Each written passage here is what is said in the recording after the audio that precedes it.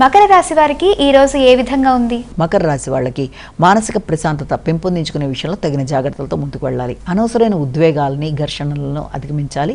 ముఖ్యంగా ప్రియమైన వ్యక్తులతో ఘర్షణలు రాకుండా తగిన జాగ్రత్తలతో ముందుకు వెళ్ళాలి. భాగస్వామితో కావచ్చు, వ్యాపార భాగస్వాములతో కావచ్చు, ఆత్మీయులైన వ్యక్తులతో మాట్లాడేటప్పుడు తగిన జాగ్రత్తలతో అపార్థాలకు అవకాశం లేకుండా జాగ్రత్త తీసుకుంటూ మాట్లాడితే మానసిక ప్రశాంతతని ఆటోమేటిక్గా పెంపొందించుకోగలుగుతారు. అదేవిధంగా సంతాన వర్గంతో అనుకూలతలు, సంతాన వర్గం దూర ప్రదేశాల్లో ఉండే వారితో మంచి ఆలోచనలు, దూర ప్రదేశాల్లో ఉండే సంతాన వర్గాన్ని కలవడానికి మీరు ప్రయత్నాలు లాంటివి చేయడం, మంచి బహుమానాలు, వస్త్రాలు మొదలైనవి కొనడానికి ప్రయత్నాలు చేయడం మొదలైన వాటికి అవకాశం ఉండే సమయంగా కూడా దీన్ని మనం భావించవచ్చు. కుంభరాశి.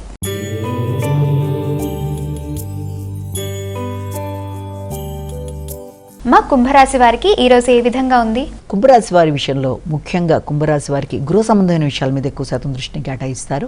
గృహానికి సంబంధించిన విషయాల్లో, తల్లి యొక్క ఆరోగ్య విషయంలో శ్రద్ధ తీసుకుంటూ ముందుకు పెడతారు. విద్యార్థులు విద్యకు సంబంధించిన విషయాల మీద కూడా గట్టిగా కాన్సన్ట్రేట్ చేసి పోటీల్లో నెగ్గడానికి విశేషంగా ప్రయత్నాలు చేస్తారు. అయినప్పటికీ గృహ వాతావరణంలో అసౌకర్యాన్ని అధిగమించాలి. ఉద్వేగమైన వాతావరణాన్ని అధిగమిస్తూ ముందుకు వెళ్ళడానికి ప్రయత్నం చేయాలి. ముఖ్యంగా తోబుట్టువులతో కావచ్చు, వృత్తిలో మీకు సిబ్బందితో కావచ్చు కలిపి నిర్ణయాలు తీసుకునేటప్పుడు కానీ, వారితో కలిపి చర్చలు చేసేటప్పుడు కానీ వీలైనంత వరకు సమన్వయం పాటించుకుంటూ ముందుకు పెడితే ఘర్షణలు లేకుండా సహకారాన్ని సద్వినియోగపరుచుకునే అవకాశం అనేది కనబడుతుంది. మీనరాశి.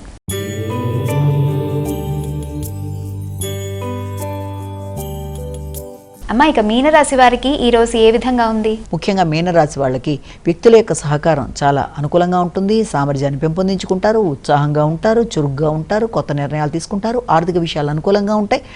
అదేవిధంగా రోగ నిరోధక శక్తిని పెంపొందించుకోవడానికి ప్రయత్నం చేస్తారు. కానీ బంధువర్గంతో మాత్రం వీలైనంత వరకు ఘర్షణలు రాకుండా, అపార్థాలకు అవకాశం లేకుండా సమన్వయం పాటిస్తూ ముందుకు వెళ్ళాలి. అనుకున్న విషయాల్లో ఫలితం సాధించడానికి తగిన విధంగా ప్రణాళికాపరంగా ముందుకు పెడితే అనుకూలతలు అనేవి ఏర్పడతాయని మనం ఇక్కడ గమనించుకోవాలి.